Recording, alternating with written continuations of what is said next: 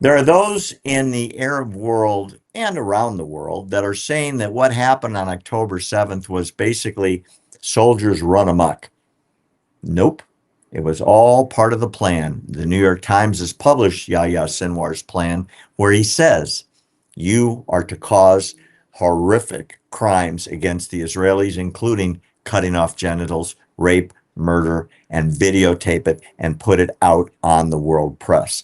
It's all in writing, and we're going to tell you all about it. It was completely according to plan. We got to go back to this because it's just come out. It's just been verified as real. The New York Times, which I don't normally quote as a source for anything, has just published the 6-page memo written by Yahya Sinwar, who was the leader of Hamas until he got blown up by the IDF a year ago this week, about what would happen on October 7th and what his plan was. It's instructive reading so you understand that what happened was not only horrific and brutal beyond any civilized group, maybe since the Dark Ages, and I'm talking about 1,000 years ago. It was according to the plan that he drew up. The plan was found with his brother, Mohammed, when he was killed, because he took over for Yahya. And it's dated October 24th, 2022, directives in Arabic to the military and civilians that would carry out his plan. This is Sinwar when he was still alive. And this is part of what he said in the very lengthy instructions to Hamas and the Gazans. This is a quote. It needs to be affirmed to the unit commanders to undertake these actions intentionally, film them, and broadcast the images of them as fast as possible. Document the scenes of horror now and broadcast them across TV channels for the whole world to see. Slaughter them. End the children of Israel.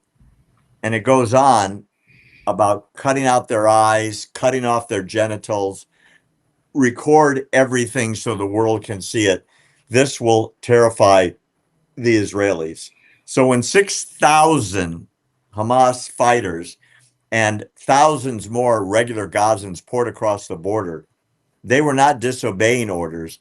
They were following them succinctly and to the letter. This was a mass slaughter under his personal instructions. Now, keep in mind, he'd been in Israeli jail. They'd treated him. They'd saved him. He was released back to Gaza, and then he spent years planning how he was going to kill all the Jews. The intention was for the slaughter to move north. At the same time, Iran would direct Hezbollah to attack from the north, and then Palestinian Islamic Jihad and their operatives like Al-Qaeda would attack from Judea and Samaria, and Iran would launch thousands of missiles.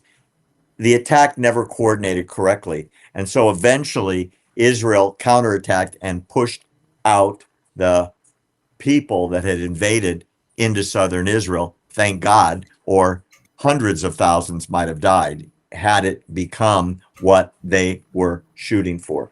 The point being, and this is really critical, because the New York Times hates Israel. So for them to publish this and verify it, you can trust it because it makes Hamas look horrid.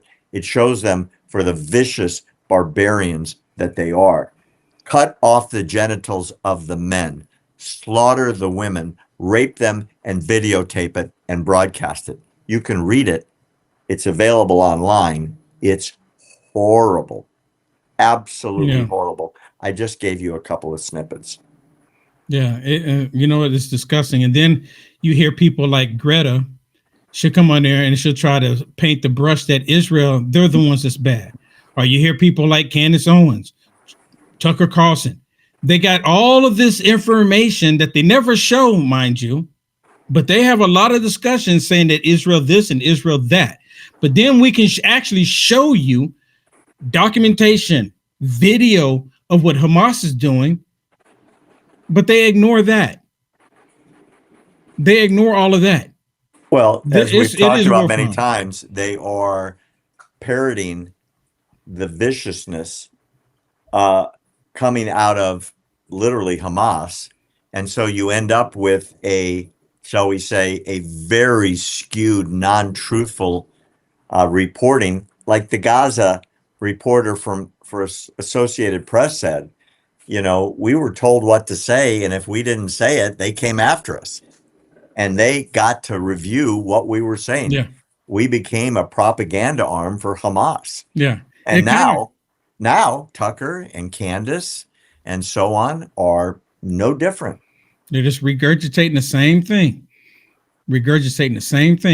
And why is it that you can say all the nasty things that you want to, all the lies that you want to about Israel, and it's fine?